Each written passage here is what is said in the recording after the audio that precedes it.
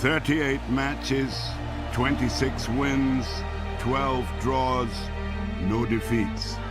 Arsene Wenger's football dream team remained undefeated as they stormed to the Premier League title, becoming the first team since Preston in 1889 to remain unbeaten for a whole season in one of the world's toughest leagues.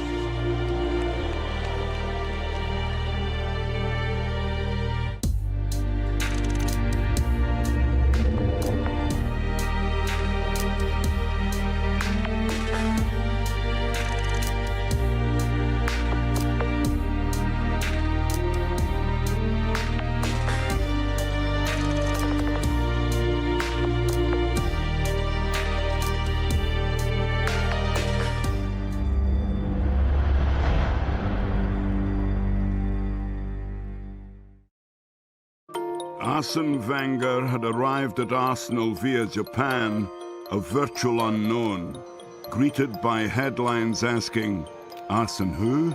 I think that the English football is going up and that the Premier League is one of the most important leagues in the world now. So I think it also that it was a challenge for me to be maybe the first foreign manager, sure, the first French manager to go there and to try to be successful. When he first came into the club, no one really knew who he was. David Dean was the man who brought him in from Grand Passat, and he sat us down and said, this manager will take the club forward. And it was going a little bit backwards, there's no doubt in that, so we needed a change of philosophy, if you like. And from day one, he was fantastic, Arsene Wenger. That's what he brought along, Arsene, because some of the philosophy came from Japan and how he's been brought up as well. So he kind of brought all these kind of experiences from where he's been managing to Arsenal, and it was great. And even the centre was a little bit kind of Japanese style. So he brought a whole new kind of mentality to Arsenal, which Arsenal benefited tenfold, really. The Alsace-born manager impressed almost as soon as he took over in 1996, producing teams that had a distinctive impact on English football. His emphasis on sports science and his brand of possession football won many converts. Wenger's Arsenal became synonymous with flair, pace, and power, qualities that carried them to 2 league championships and 3 FA Cups in the first 7 years of his reign. By 2003, Wenger had assembled a squad that was the envy of most of Europe. Dennis Bergkamp, unloved at Inter Milan, had been given license to be creative by Wenger. Midfielder Patrick Vieira had also swapped San Siro for Highbury and flourished. His blending of skill, physical authority, and sometimes snarling competitiveness earned him the Arsenal captaincy. Thierry Henry had been played out of position at Juventus. Under Wenger, he became a frightening weapon. I went to watch him in a playoff game against Udinese for qualifiers for the UEFA Cup, and he played left wing back, yes. And after the game, I came back to Paris with him, and I told him, "Look, I will take you and you will play striker." And that's why he came here, in fact. But I knew him already from the youth teams, and I think he trusted me because he knew me from Monaco. He was a big lad, 6'2". He had so much pace. Once he got into his stride, he went out to left-hand side a lot and picked the ball up, and then he'd run the fullback quite often. But once he got in his stride, he was so hard. But on the ball as well, you look at players who might have a bit of pace, but they control-wise, they're not the best, but he had everything. He had, on the ball as well. He had skill, trickery. He could go past the player, and he had an eye for goal. We could tell that, straight away. The 2002-03 season had seen the club overhauled in the league by Manchester United. The FA Cup was some consolation. I reflected over the summer, and I felt last year, I thought we were a little bit complacent when it was going well during the autumn 2002 and winter 2003. And I felt that the disappointment we got will get us the hunger to bounce back, and because I thought the quality was there. 2003, I think we lost out on the league, and I think it was presented to us that, you know, maybe we were second best, and nobody in that group felt they were second best, and I think that was just enough to challenge us to find even more. You set out to win, and that was a great thing about Arsenal. You set out to win the Premiership. You don't think we're coming second, you set out to win. Everyone is mentally tuned in to win the Premiership, and that is the greatest feeling anyone can have in football. You've got a team, we are going to win. Another proven winner was German international Jens Lehmann, acquired from Borussia Dortmund to replace David Seaman in goal. Jens was a very important player because after losing David Seaman, it's also important to get a good goalkeeper come in because they can save you 10, 12 points a season. And lucky enough, Jens Lehmann was available, and Arsene Wenger made a great signing there. He impressed me from day one. His professionalism and his focus. Great guy, fantastic winner. It's not a problem. Slotted in brilliantly well. You know, we were sorry to see Dave go, but Jens came in, maybe gave us something different with crosses, came and collected things, took the problem away from us. Arsenal is a fantastic club, one of the biggest of the world, and it's always a challenge to go to such a club, and it's a bit like an honor being asked from such a big club to play for them. I think he's done a great job. He's kept us in some tough games, and he looks the part, to be fair.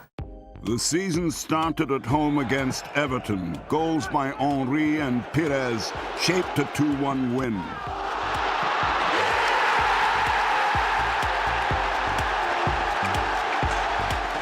Then at Middlesbrough, Pires set up Gilberto. Aston Villa and Manchester City were also overcome as Arsenal took 4 wins from their first 4 games. And while the attackers grabbed the headlines, a new centre-back pairing also gained plaudits. When you look at the record of Sol Campbell since he has arrived here, it's absolutely tremendous. This guy has won 2 championships and 2 FA Cups, and is here just for 3 years. It was a dream. It was a dream, you know, because for me, I always wait for a situation like that where you could kind of run. I control my area, and I've got guys who can control their area, and it's fantastic. It's a dream. I don't want this to end. Sol knows how to organize the chain, and he gives good commands, and even for me, he's very helpful. Also was a great signing. I mean, a lot of eyebrows were raised when he signed because I think he shocked a lot of our players as well because, coming across North London, it was a brave decision to make because the big rivals, obviously Spurs, and, he made that decision though. I really thought he might go to Barcelona or somewhere like that, who was chasing him as well. But he said to Arsene Wenger, look, he wants to come to Arsenal, it was a good decision for him in the end. He won trophies, involved in that unbeaten season, but they were fantastic. Kolo Touré and Sol Campbell at the back. I always felt Kolo Touré was going to be a top player because he was so tenacious and such a winner. You know, his pace and the way that he grew as an individual. And he's gone on to have an outstanding career. You could see it there. It wasn't rocket science picking him out. It was just finding a position for him, and centre-half became his best position. You're just in tune. You're in tune. You're working hard. Everybody's at the top of their game. Nobody wants to let down the team. You know, everybody hurts if the team loses, and really hurts. And that kind of puts responsibility on your shoulders. At full-back were 2 more internationals, Cameroonian Lauren and Ashley Cole, who had graduated stylishly from the youth team. It's been a dream. It's quite unbelievable when I look at the stars who I'm playing with. I never thought I'd get a chance here, but to be alongside them, let alone play with them and see them every day is, as I said, a kid's dream, and I'm really enjoying it. Ashley Cole, we know how good he is at left back. And I think Lauren was at right back, so Lauren was a real top quality player as well. So it's one of them, we always had to have a good basis of a back 4. If you're going to have any chance of winning anything, you always got to have a decent defence. And, after having Lee Dixon and Tony Adams and Mike Keown and Steve Bold, Nigel Winterburn and David Seaman, it was always going to be hard to get that right defence for Arsene Wenger. But he managed to find the players who you know, just gelled straight away and knew exactly what they had to do. After a 1-1 draw at Portsmouth, Arsenal faced possibly their toughest match of this or any other season, away to the champions. We always knew when you went to Old Trafford that you needed to get some sort of a result. If you could win there, and very often it meant winning the Premiership. If you could draw, then it was something to build on. If they won it, then often they would gain a momentum. It was always very important. We always looked at the Manchester United game as pinnacle to if we were going to win the league or not. Getting a draw there was important. Of course, the game completely kicked off. We lost our captain, involved in a tussle with Van Nistelrooy. Van Nistelrooy's got a chance to just, you know, win the game, hits the bar, you know, and the famous Martin Keown go and chop on his shoulders and say, have some of that. Of course, if he scores that penalty, then we wouldn't have gone unbeaten, and the story would never be told.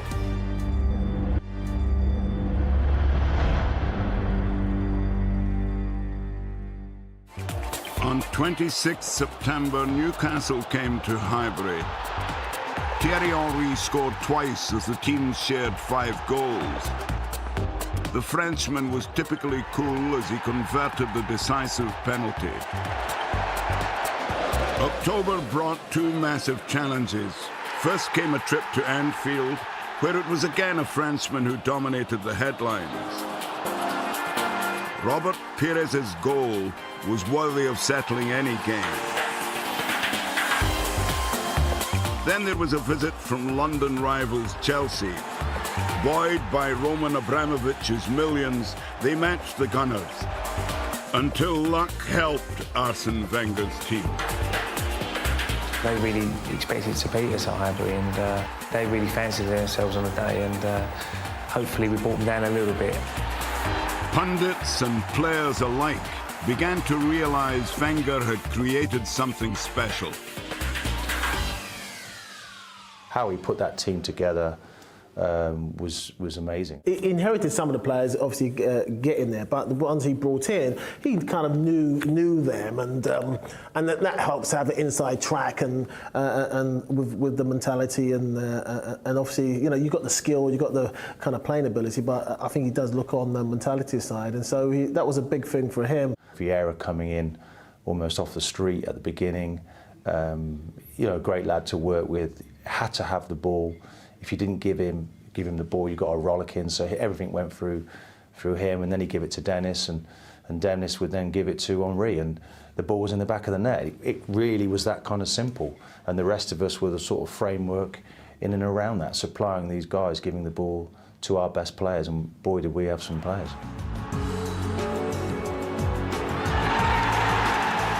With Leeds hit for 4, Spurs were up next, and again Arsenal battled from behind and eclipsed their greatest rivals.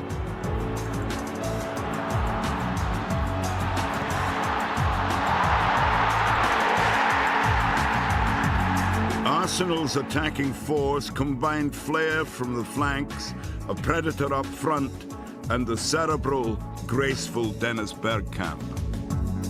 Football is a little bit at the end in the final third. You need like one guy who gives a great ball and one guy who finishes. He was the kind of quarterback of the team, you know, the guy who always gives the ball in the right space at the right moment, and the brain of a team. I think Dennis was ahead of us, you know, with everything he did in his life and the way that he played his football. It must have been a joy for Wenger to have somebody of that quality, because that was what we were going to aspire to. It wasn't what we started with. And Dennis just slotted in. He struck you when you saw him play straight away. There's something special with this guy. And even more players who played with him said he is the player, you know, the player that remains in your brain, that the player remains in your head, because he had something special.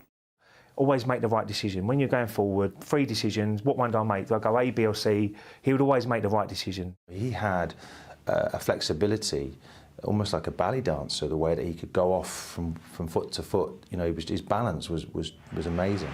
And he had a simplicity of movement as well. If he wanted to receive the ball behind, he just a small movement towards the ball and he was away. And Dennis Bergkamp will read your mind as well. and say he can only pass it in there. I'm going to have to drop off my defender and make sure I'm there for the ball. And so he had such a great understanding, not just for himself, but for the other players around him. As 2003 drew to a close, formidable statistics accumulated without the blemish of a defeat. Henry appeared to be playing a different game as he bewitched the Wolves' defence, before an away win at Southampton clinched by his countrymen. As it goes on, you go on, and you're winning games, you're not losing. You didn't really think about going the whole season unbeaten. That didn't come into our minds. We just wanted to win. We have a fantastic atmosphere in the dressing room. Everybody's friends, you know.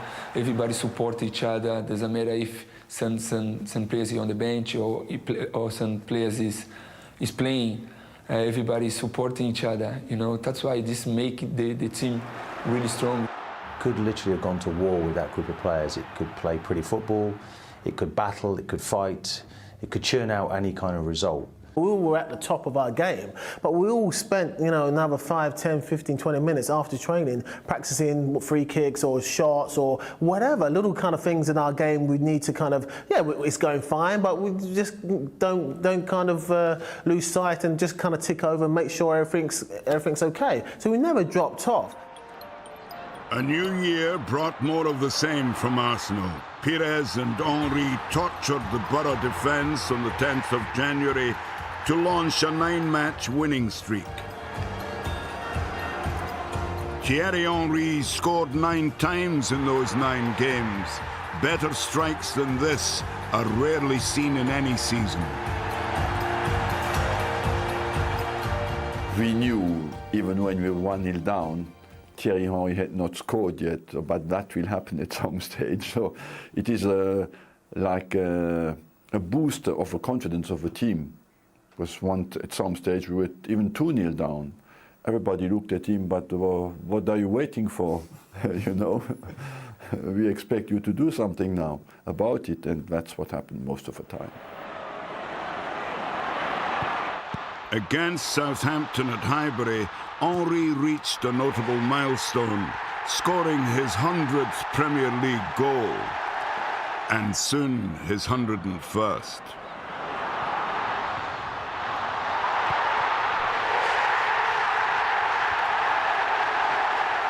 We knew we had players who can change the game very quickly. So we never give up, we kept playing and hoping that chance will come along, and very often it did. And, we took the chances. But, yeah, that was always important. If you go a goal down, showing character to get back into the game. But we had loads of that. We had loads of character in that dressing room. They showed this at Chelsea, falling behind after 27 seconds, but fighting back to take all 3 points. The good results continued, as did Henry's personal goal of the season competition, including this contender against Blackburn. 3 successive home games followed, the first against Bolton, and for once Henry was denied. But Arsenal's goal was worth waiting for.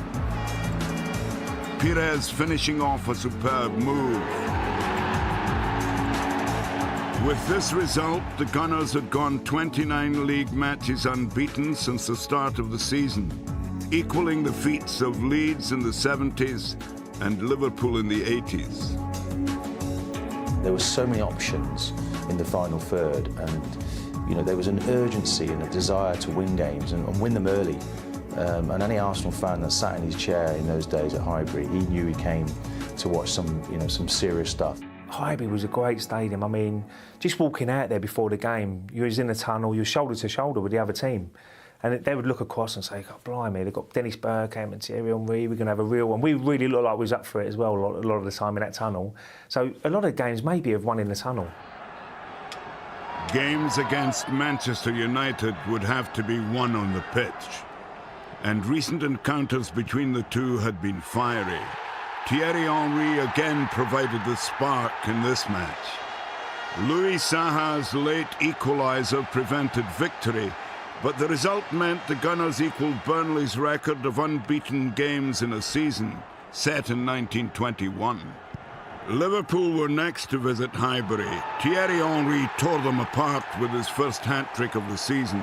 The Frenchman warmed fans' hearts after Arsenal had been knocked out of the Champions League by Chelsea a few days earlier. Just picked the ball up almost halfway line and just done an absolute amazing run. He got up to Carragher and kind of did him a couple of times in the box and slotted it home.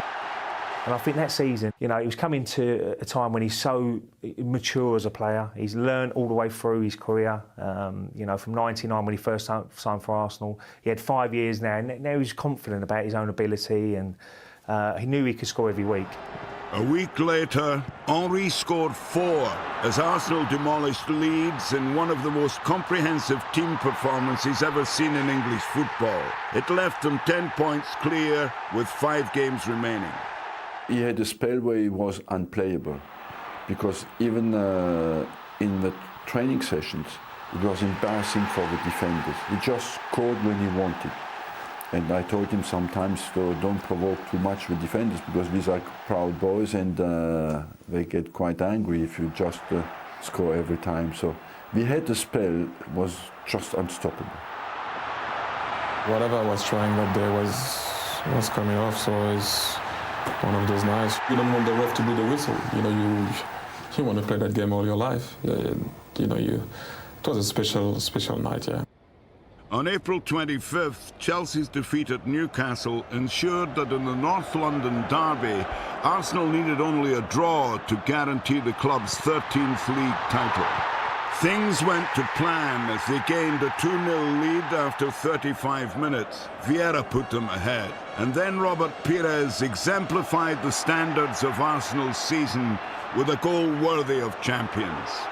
Spurs scored 2 late goals to share the points, but they couldn't spoil Arsenal's title party. At the very, very, very beginning, we had some warning to not obviously celebrate over there. But then when I saw them, when they scored, they came back 2-2. And I saw them, it seems like they won the World Cup final. And I think they didn't realize that we were actually winning the title at their ground. They scored last minute to make it 2-2. And it was celebration time, really. I mean, we was over the moon. It was a great season. And to top it all off, winning at White Hart Lane was great for the fans. I mean, I remember them staying behind for a good hour, and we were celebrating on the pitch. I was jumping up and down because, not because he was at Tottenham, but it's you got a little bit of that, but I was respectful and I came out afterwards, but I was just over the moon that we've won the championship and the Premiership, and I was just saying, wow, this is what it's all about, because it was such a pressure game, and to win it there for the Arsenal fans, it's a dream. And it was great to see, but we still had, it was a weird situation because we wanted to go out and celebrate. We've done that a bit now. We've won the league. We want to just go out and have a party for 2 weeks, but it was we had to keep our focus because obviously the unbeaten season was still available. And that was the hardest 4 games we had to play because just to keep yourself focused, we knew we was going to try and create a history we could by going unbeaten. So that was a really tough period. Fittingly, the goals on the final day of the season against already relegated Leicester City were provided by Henry, who scored his 30th of the campaign from the penalty spot, and the captain Patrick Vieira. They capped one of the most remarkable achievements in football history. I believe forever these boys will be remembered. When you take a little bit of distance, historical distance, it looks to be a huge achievement. It was a big pleasure for me to be the captain of these players. We know how good we are as a team, and we just have to perform to show to everybody how strong we are. And of course, when you win games, that makes it easy, To be honest, I think everyone will always remember this Arsenal side because of the way we were playing as well. But I don't think they would have remembered it that much if we didn't win anything. Arsenal's unbeaten league run lasted 49 games and into the following season before it was ended at Old Trafford. They would gain revenge in the cup final, giving Wenger the 4th FA Cup win of his reign to go with 3 league titles. For many, though, His prime legacy will be the memories of this extraordinary season.